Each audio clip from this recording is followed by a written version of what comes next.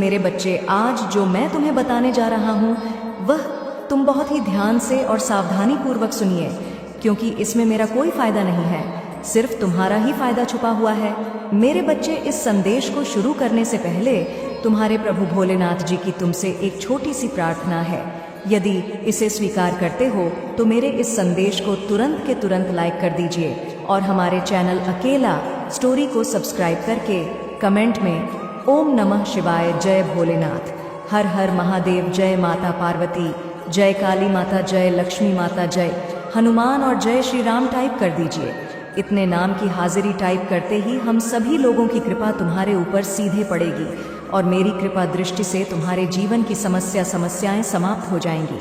मेरे बच्चे, यह विनम्रता और भावात्मक संदेश है जो तुम्हारे जीवन की वर्तमान गतिविधियों से और बीते हुए समय के काल चक्र से और आने वाले काल चक्र तक का पूरा विस्तार पूर्वक वर्णन है।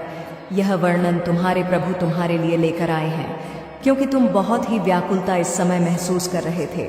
तुम्हारी इस व्याकुलता को दूर करने के लिए तुम्हारे प्रभु जी भोलेनाथ जी तुम्हारे पास स्वयं उपस्थित हुए हैं। यदि आज नज़रअंदाज करते हो तो यह तुम्हारी सबसे बड़ी भूल होगी और सबसे बड़ी महागलती होगी, क्योंकि मुझे अनदेखा करके तुम अपने आप को एक अंधकार में ले जाओगे। उस अंधकार में जहाँ पर सिर्फ तुम अकेले रहोगे, वहाँ पर तुम्हारे पास कोई नहीं रहेगा और ना तुम्हें उस अंधकार से निकालेगा और न ही वहाँ कोई तुम्हें मिलेगा। तुम वहाँ पर अकेले चीखते चिल्लाते हुए और मार्ग को ढूंढोगे कि मैं यहाँ से कैसे निकालूं, कैसे यहाँ से मुझे मुक्ति मिले। परंतु तुम्हें मुक्ति मिलने वाली नहीं है, क्योंकि तुमने जिस प्रकार से अपने आप यह स्थिति उत्पन्न की है तो तुम्हें ही इससे बाहर निकलना होगा, स्वयं के स्वयं। परंतु यदि अपने प्रभु महादेव जी के विश्वास और उनकी भक्ति पर अपनी श्रद्धा रखते हो तो तुम्हारे प्यारे महादेव जी स्वयं तुम्हारे पास उपस्थित हो जाएंगे और तुम्हारा हाथ पकड़कर तुम्हें उस अंधकार भरे जीवन से बाहर निकालेंगे और तुम्हारी सभी व्यवस्थाओं को सुनिश्चित करेंगे। इस प्रकार से सुनिश्चित करेंगे जैसा तुमने कभी आज तक सोचा नहीं होगा। यह उन लोगों की विचारधारा है जो तुम्हारे जीवन में अनुकूलित और विपरीत इच्छाएं और भावनाएं प्रकट करते हैं। मेरे बच्चे, यदि तुम मेरी बातों को मानते हो और मुझ पर विश्वास करते हो तो हाँ टाइप कर दीजिए। इससे मुझे यह पता चल जाएगा कि मेरा भक्त मेरी सहमति में है। तो मेरे प्यारे बच्चे, मैं तुम्हारी भक्ति से बहुत प्रसन्न हूँ। मेरे बच्चे, तुम्हारी जो परीक्षा चल रही थी वह अब समाप्त होने वाली है, क्योंकि तुमने निस्वार्थ और बहुत ही श्रद्धा भाव से मेरी भक्ति की है। मैंने इन सब चीज़ों को का अनुभव किया और तुम्हारे समस्त जीवन का आकलन और समीक्षा की, तो मैंने यह पाया कि मेरा भक्त अब परीक्षा में सफल हो गया है और अब इसे दर्शन देकर इसकी सभी समस्याओं का निवारण करना है। चाहे जैसे भी को उस स्थिति से बाहर निकालना है, उसकी जो मनोरथ है उसे पूर्ण करना है। उसने जो सोचा था वह उसे देना है। उसकी सभी मनोकामनाएं को पूर्ण करने का अब समाया गया है। उसने बहुत प्रतीक्षा की। मेरा भक्त अभी तक इतनी यातना हो और इतनी पीड़ा हो का अपने आप में आभास किया है और उनका अनुभव किया है, जो हर किसी के बस की बात नहीं है। सिर्फ वही कर सकता है जो सच्चे दिल वाला प्रभु भोलेनाथ का भक्त होगा। मैंने तुम्हें इस प्रकार से परीक्षा में तपाया है। मैं तुम्हारे साथ कठिन से कठिन जो परीक्षाएं ली हैं, उसमें सभी परीक्षाओं में तुम उत्तीर्ण हुए हो, सर्वश्रेष्ठ हुए हो। मेरे बच्चे, तुम ये कभी मत सोचना कि मेरे प्रभु ने मुझसे इतनी बड़ी परीक्षा क्यों ली। मेरे बच्चे, तुम्हारी भक्ति जितनी बड़ी होगी, तुम्हारी श्रद्धा जितनी बड़ी होगी, अपने प्रभु भोलेनाथ के लिए तो परीक्षा भी तुम्हारी थोड़ी बड़ी हो सकती है, क्योंकि मैं यह सुनिश्चित करना चाहता हूँ कि मेरा भक्त कितना साहसी और धैर्यवान है और कितना इसके अंदर भक्ति भाव है कि यह कठिन परिस्थिति में भी होते हुए मेरी भक्ति को छोड़ेगा। यह फिर मुझ पर अपना ध्यान बनाएगा या अपनी भक्ति को अपनी आधारशिला समझकर उसी रास्ते पर चलेगा जहाँ पर उसे परम आनंद और परम भक्ति का अनुभव होता है और उसे भक्ति करने में, भजन करने में बड़ा आनंद आता है। मेरे बच्चे, मैं जानता हूँ तुम मेरी भक्ति में इस प्रकार से लीन हो जाते थे कि किसी भी चीज़ की चिंता नहीं रहती थी। तुम्हें ना तो अपने परिवार की, ना तो अपने बच्चों की, ना तो अपनी पत्नी की। तुम सदैव मेरी भक्ति में, मेरे भजन में लीन रहते थे। तुम्हारे पास, तुम्हारे घर में पैसे नहीं होता था, खाने के लिए भोजन नहीं होता था और बच्चों के लिए वस्त्र नहीं होते थे, पत्नी के लिए वस्त्र नहीं होते थे। तब भी तुम अपने कार्य को छोड़ करके उनके लिए उन व्यवस्थाओं को न पूरा करते हुए मेरी भक्ति को जिस प्रकार से तुमने करने का निर्णय लिया है वह मुझे अति प्रिय लगा है। वह ऐसा कोई नहीं कर सकता है जो तुमने आज मेरे सामने प्रस्तुत किया है। यह उन लोगों की बातें नहीं है जो भक्त अपनी परीक्षा के समय को देखकर पीछे हट जाते हैं। यह बात सिर्फ मेरे महान भक्त और विश्वासी भक्त की है जो मुझ पर इतना बड़ा विश्वास बनकर अपने जीवन में कठिन परिस्थितियां होते हुए भी अपने महादेव जी का पूर्ण सहारा लिया है। यही तुम्हारे दिल की उदारता मुझे बहुत प्रिय लगी। इस आधार पर मैंने यह निर्णय लिया है कि अब और नहीं सहाना था, सहन कर लिया। जो भी तुम्हें करना था वह भी झेल लिया और जो भी तुम्हें करना था वह भी कर लिया। अपने अनुसार, अपनी भक्ति के अनुसार, अपने हृदय की उस गहराई के अनुसार जो तुम्हारे भीतर उस भक्ति भाव को उबालकर बाहर निकाल जहाँ से लोगों के मन में गंदे विचार उत्पन्न होते हैं। वहाँ पर तुमने शिव भक्ति का निर्णय लिया और उसी में लीन होने लगे। रात दिन सोते जागते सिर्फ मेरा ही भजन, मेरा ही कीर्तन, मेरी ही भक्ति, यह मेरे मन को ही भा गए। इसलिए यह मुझे बहुत प्रसन्न करता है। मैं तुमसे बहुत खुश हूँ और इसीलिए मैं तुम्हारे समक्ष उपस्थित हुआ हूँ तुम्हें अपने दिव्य दर्शन देने के लिए।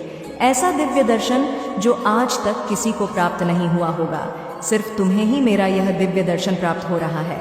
परंतु एक मैं तुम्हें बताए दे रहा हूँ, यह दिव्य दर्शन की व्याख्या किसी से न करना, क्योंकि यदि तुम इस दिव्य दर्शन की व्याख्या किसी से कर दोगे या किसी को बता दोगे कि मेरे प्रभु ने मुझे दर्शन दिए हैं, वो भी दिव्य दर्शन, अलौकिक दर्शन हुए हैं, तुम्हारी बात का विश्वास नहीं करेंगे, तुम्हारा उपहास उड़ाएंगे, तुम्हारी हंसी उड़ाएंगे और तुम पर कदापि भी भरोसा नहीं करेंगे।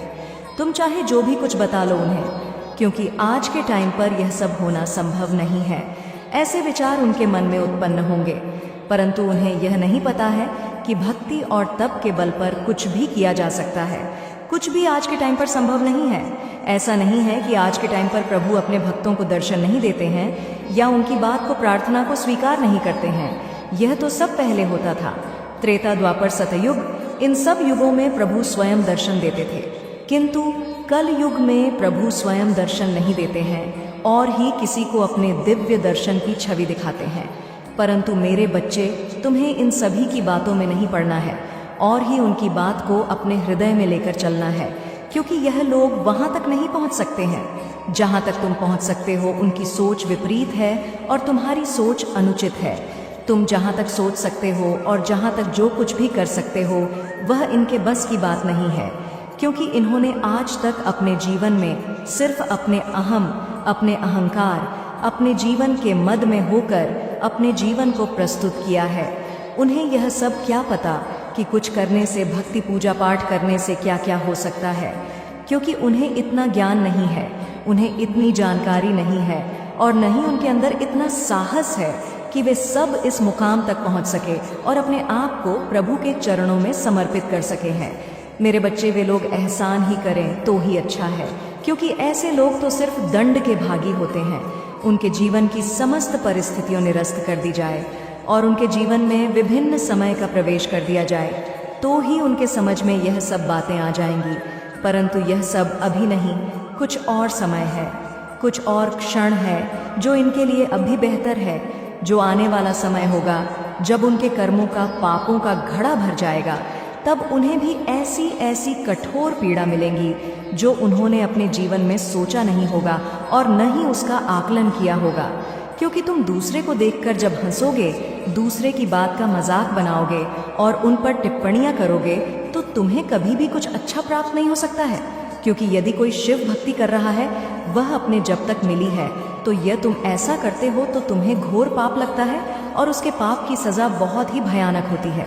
तो मेरा कहना मानो, ऐसे लोग जो बहुत पाप के भागी न बने, जो ऐसा सोचते हैं, करते हैं जो मैं बता चुका हूँ।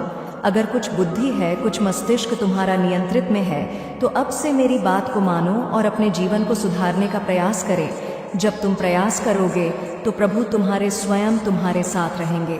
तुम्हें अपने आप को बदलने के लिए, अपने आप को नई दिशा की ओर ले जाने के लिए, उन सभी चीज़ों को व्यवस्थित करने के लिए मैं स्वयं तुम्हें प्रोत्साहित करूंगा और तुम्हारे मार्ग को सही तरीके से सुनिश्चित करूंगा। तुम कभी भी अपने मार्ग से भटकने नहीं पाओगे। जब तुम भटकने लगोगे तब तुम्हारे प्रभु आकर के तुम्हें सही मार्ग करवा रही है और तुम्हें बर्बाद करना चाहती है। उसका नाम जानकर तुम चौंक जाओगे और तुम्हारे पैरों तले से जमीन खिसक जाएगी। इसीलिए मैं तुमसे बार बार आग्रह कर रहा हूं कि इस संदेश को बहुत ही गंभीरता पूर्वक सुनिए। मेरे साथ में कंटिन्यू लगातार अंत तक बने रहिए, तभी तुम्हें इससे पूरा लाभ प्राप्त हो पाएगा। मेरे बच्चे, संदेश में आगे बढ़ने से पहले तुम्हारे प्रभु महादेव जी तुमसे विनती करना चाहते हैं। यदि तुम्हें यह मंजूर है तो मेरे इस संदेश को तुरंत के तुरंत लाइक कर दीजिए और हमारे चैनल महादेव का आशीर्वाद को सब्सक्राइब करके कमेंट में जय भोलेनाथ, ओम नमः शिवाय, हर हर महादेव, जय लक्ष्मी माता, जय सरस्वती माता, जय पार्वती माता, जय श्री राम, जय हनुमान टाइप कर दीजिए और साथ ही साथ अपनी राशि भी टाइप कर देना, ताकि मैं तुम्हारी राशि के अनुसार तुम्हारे जीवन में हो रही प्रलय को समाप्त कर सकूं और तुम्हारे जीवन के समस्त दुखों को तुमसे दूर कर सकूं। मेरे बच्चे, एक महिला शत्रु है जो तुम्हारे लिए बहुत परेशान रहती है।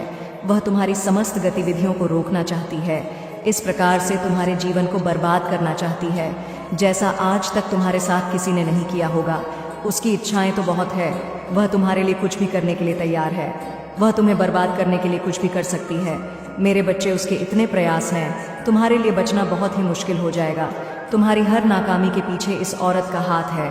वह तुम्हारे समस्त कार्यों को इस प्रकार से बर्बाद कर रही है कि तुम उसकी चाल को समझ नहीं पा रहे हो और ना ही उसके बारे में तुम जान पा रहे हो। मेरे बच्चे, वह औरत बहुत दिनों से तुम्हारे पीछे पड़ी हुई है। काफ़ी टाइम से तुम्हारे पीछे पड़ने की वजह से वह तुम्हारा बहुत नुकसान कर चुकी है। अभी तक उसने तुम्हें इस तरह से परेशान किया है, किंतु तुम उसकी एक भी चाल समझ नहीं पा रहे हो। औरत बहुत ही बुद्धिमान और होशियार है। उसने कई बार ऐसे लोगों को अपनी जिंदगी में फंसाया है जो उनके विरोधी थे, परंतु वह अपने विरोधियों को कभी भी छोड़ना नहीं है। उनसे सीख गति शीघ्र बदला लेती है। परंतु मेरे बच्चे, जिस भावना से वह तुम्हारे पीछे पड़ी हुई है, मुझे लगता है कि तुम्हारे जीवन को वह बर्बाद करके रखेंगे, क्योंकि वह जो ठान लेती है वह करके रहती है। उसके मन में जो विचार आता है वह उसे किए बिना नहीं मानती है। मेरे बच्चे, तुमने उस महिला के बारे में अभी तक जानने का प्रयास नहीं किया है। यदि तुम अपना प्रयास उस महिला को जानने के बारे कर लेते तो आज तुम्हारी यह नौबत ना होती। तुम्हारी बर्बादी का कारण और वही औरत है। इसके बारे में बात कर रहा हूँ। आज मैं तुम्हें उसके बारे में विस्तार पूर्वक बताऊंगा। उसका नाम, उसकी पहचान, पूरी कंडीशन उसकी मैं तुम्हारे सामने प्रस्तुत करके रख दूंगा। उसे औरत को जो तुम्हारे पीछे एक डायन की तरह पड़ी हुई है। मैंने यह सब सोच नहीं था मेरे भक्त को इतना परेशान और मजबूर करेंगे।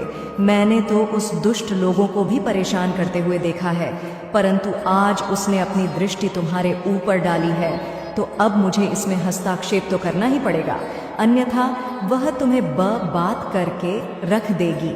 मेरे बच्चे, जब वह तुम पर सब कुछ करके थक चुकी है, तब वह तुम पर जादू टोना करवा रही है।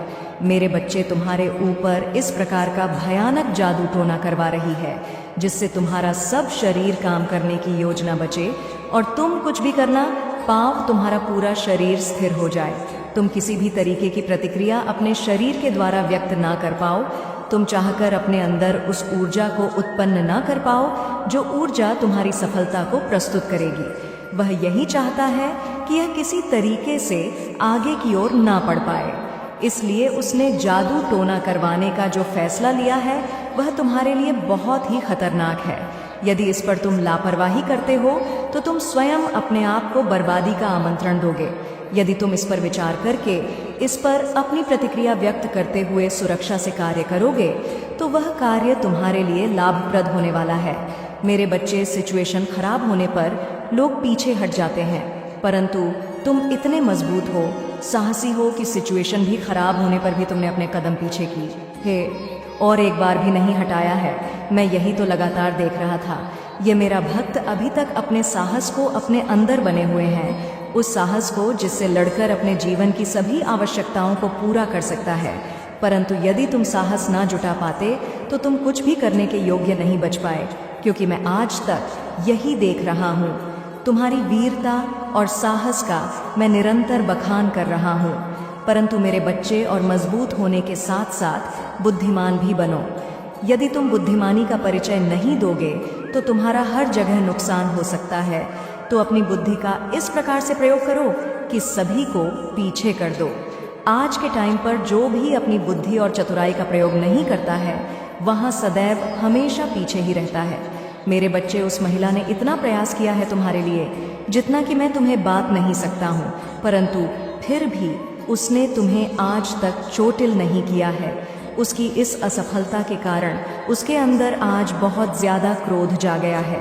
वह इतना ज़्यादा क्रोधित हो गई है कि अब उसे कुछ नहीं दिखाई दे रहा है। उसे दिखाई दे रहा है तो तुम्हारी बर्बादी दिखाई दे रही है। वह तुम्हारी बर्बादी का नज़ारा देखना चाहती है क्योंकि उससे तुम्हारी खुशी देखी नहीं जाती है। जिस व्यक्ति से किसी की खुशी ना देखी जाए तो वह व्यक्ति बहुत ही खतरनाक होता है।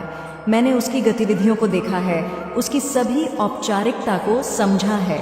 उसी के आधार पर मैं तुम्हें यह अभिव्यक्ति प्रस्तुत कर रहा हूँ। मेरे बच्चे, जब कोई व्यक्ति ज़्यादा क्रोधित होता है तब उसे कुछ भी करने का जुनून सवार हो जाता है।